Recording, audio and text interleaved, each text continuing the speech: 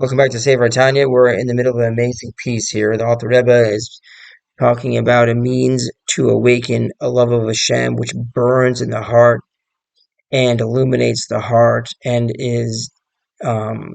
and not only is this a very intense love that can be awakened for Hashem, but the author Rebbe says it is enormously close, very, very close to every person to be able to accomplish this, and um, and he begins to explain what this method is, and that is the hanging on the principle that the way that you show yourself to someone that you are loyal and beloved towards, so that you have a love towards, when that person feels and senses that you have that commitment and loyalty and love for him, that will awaken that same meter back towards you. And then the two people that become beloved to each other.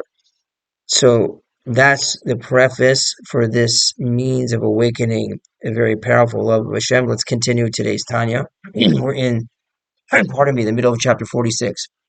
Behold, Zeu Teva Anahug Bamida Kol Adam Af Im Shneihem Shavim B'Ba'ala. Such is the common nature and the character of every man, even when they are of equal status. Zeteva anahug b'midas kol adam. It's the way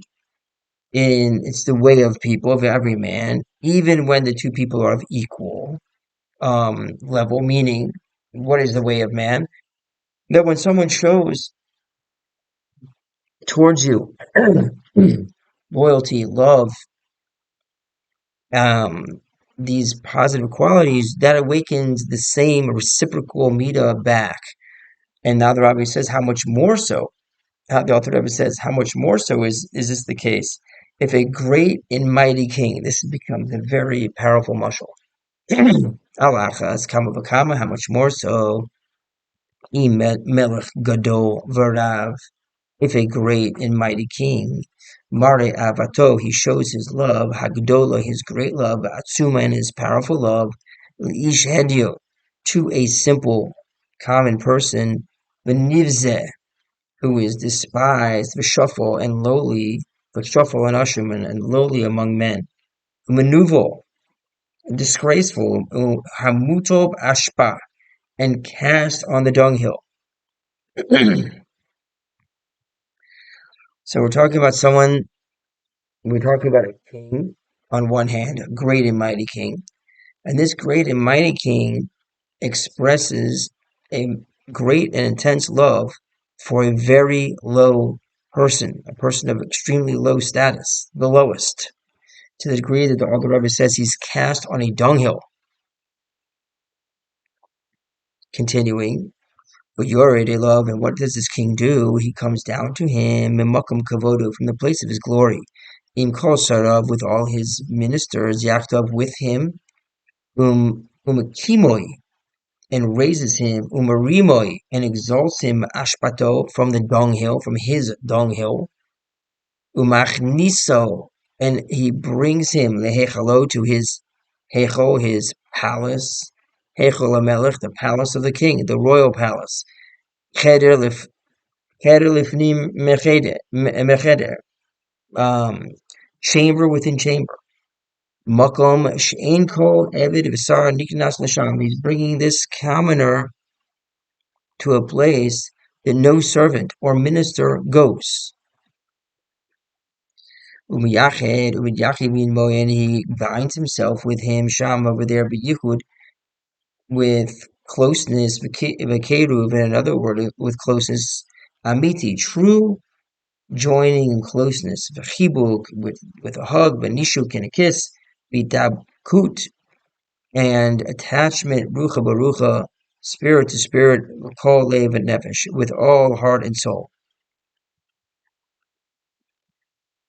When a mighty king shows this great affection and companionship to such a lowly person, then what happens?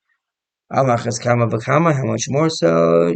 Shit oire will be aroused. Mimela automatically. Ahava, kafulim, kufelet, lev ediod. will be aroused automatically the love, a double and redoubled love in the heart of this person. For shuffle and Ashim and the lowly person, for shuffle and Ashim this lowly person. El Nefesh HaMelech to the soul of the king. Be kashrut with a connection, a nefesh mamash.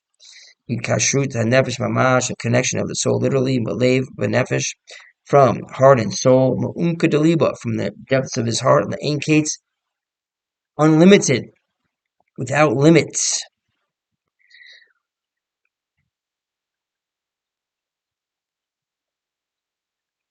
And you can imagine this scenario here. How grateful,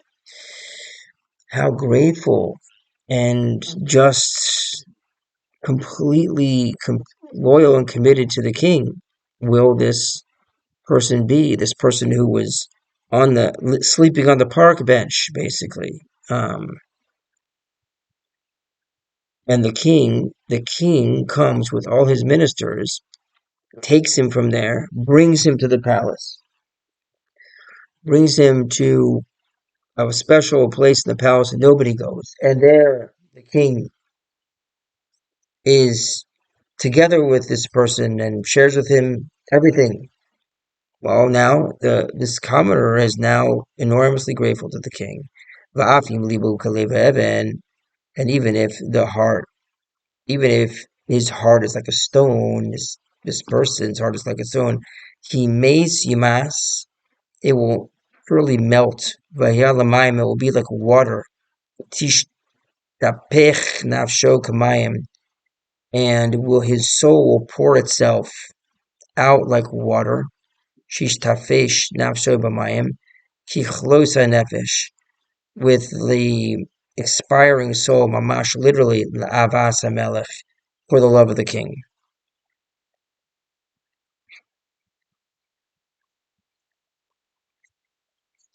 We have a note here that concludes this piece. Let's read the note that concludes this piece. The Rebbe notes that according to the explanation provided in the previous note, it becomes abundantly clear how the arousal of love in this manner is not only suitable to all, but is very close indeed. Like the author Rebbe says, that this means of arousing love of Hashem is very close, inasmuch as it is within the nature of man to mirror love. It's within the nature of man to mirror love. The arousal of such love is an approach suitable for all. This is true even when both parties are on the same level, as author Rebbe said. Furthermore, it is very close, for in the analog of God's love for the Jewish people, the two are entirely different levels. His love for them, the Jewish people, are similar to the love of that great king, of that a great king showers upon a most coarse commoner, like we see in the Tanya. This provides all the more reason for the king's love to evoke a similar response to the heart of the commoner. Additionally, not only is it very close, but it is very close indeed to Moed. For this love is unique in that the lower the level of the person, this is interesting, the lower level of the person upon whom the love is showered, the more it evokes the reciprocal love. So what's the necessary requirement to have this love being aroused in you? The lower you realize that you are, the more you realize what you really are and how far you are from the king, the more can be awakened the gratitude and the love in ourselves. Let's continue. Thus, God's love for insignificant man should arouse within him an intense love for God in return. This is alluded to by the Alter Rebbe when he enumerates the various levels in the analogy. For even when the two people are on the same plane, the love will mirror the love will mirror love.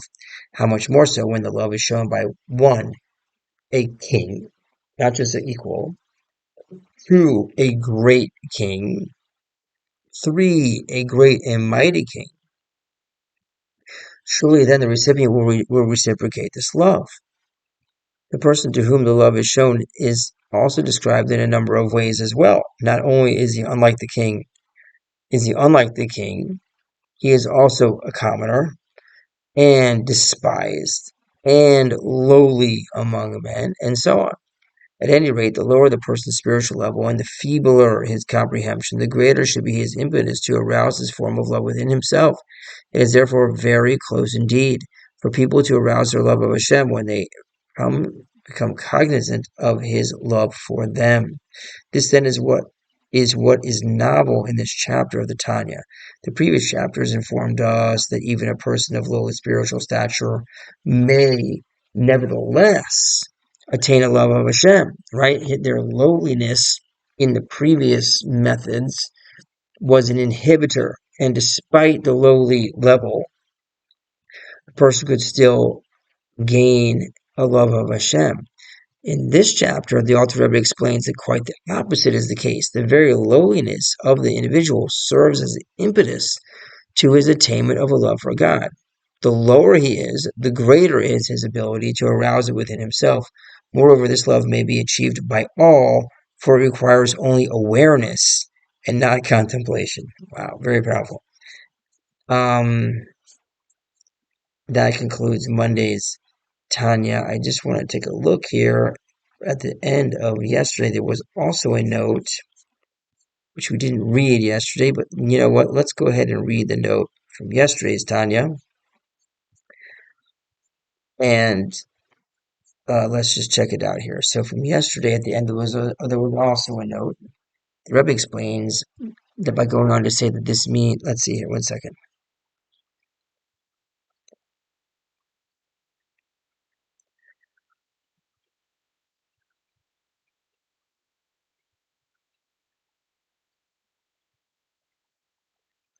So this kind of takes us a little away from the point right now. So let's keep it with what we've learned. The credible means to arouse love of Hashem, to acknowledge and recognize the the love that Hashem has towards us, and who He is, and how He loves us, and what we are, and how we are not really, we're not really deserving of that, and that should arouse in us as that water reflects the face, as water mirrors.